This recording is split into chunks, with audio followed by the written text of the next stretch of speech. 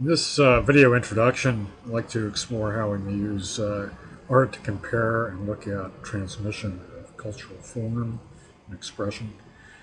We look at two sculptures that are actually about 2,000 years apart.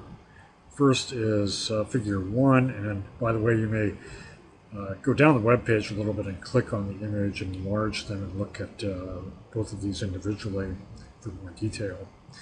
But on the left, figure one is a sculptural relief of King Menkari, or Pharaoh Menkari, and his wife, Queen Kamere Nebti II. The dating of this is a little imprecise. You'll see some chronologies that place this pharaoh as early as 2600 BC. Some will place him at around 2472 BCE when he may have died. This chronology I've taken from the Boston Museum of Fine Art puts him at around 2548 to 2530 BCE. So there's no pure consensus on the exact dating of this pharaoh. But by the way, it's interesting that Herodotus, who we've been looking at on this website in our introduction, had heard about him when he visited Egypt in the 5th century. So it's interesting that this particular pharaoh remained in some public memory some 2,000 years later. He's a rather notorious figure. The allegations that Herodotus speaks of is that he had an incestuous relationship with his daughter.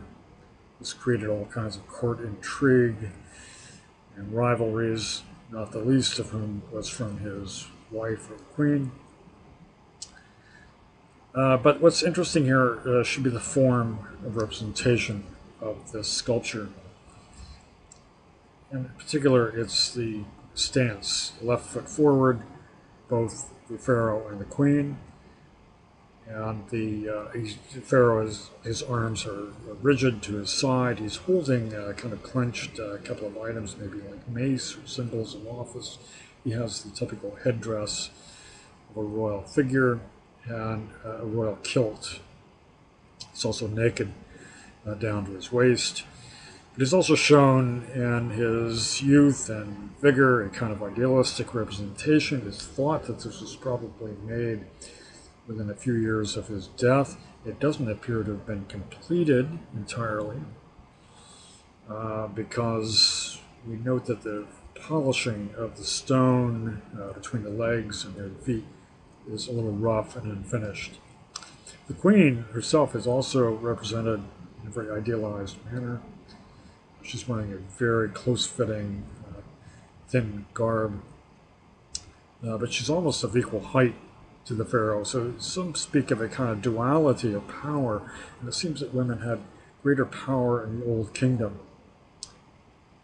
It's important to consider for us in looking at social history in this period. Anyway, for the purposes of Bernal's Black Athena thesis, let's look at this figure 2 to the right. And you'll see that the form of the male is very similar in stance, the posture of the legs, the hands to the side of the body, a very similar gesture. The figure is without any obvious assignation of any status or power. He's completely nude, a typical kind of archaic and classical figure representation in sculptural form. Most male bodies, many of them in this period, are completely nude. That's not unusual. We'll see that the male nude representation remains a popular form in classical Greek and Roman sculpture right into late Republic period, where we see Roman generals in full nude sculptural form. Below this, I've put in figure 3 a representation of a chore of a female period representation. Both of these, figure 2 and figure 3, are from the Archaic period, in other words, the 6th century. And you'll note that most of the female representations are fully clothed. That was kind of a convention in Greek sculpture during this period, and up until the Hellenistic period when we begin to see nude female sculptures. Anyway, the point here is to look at how form, style, and representation were apparently borrowed, and the Greeks 2,000 years later could look to Egyptian form and probably use and borrow it.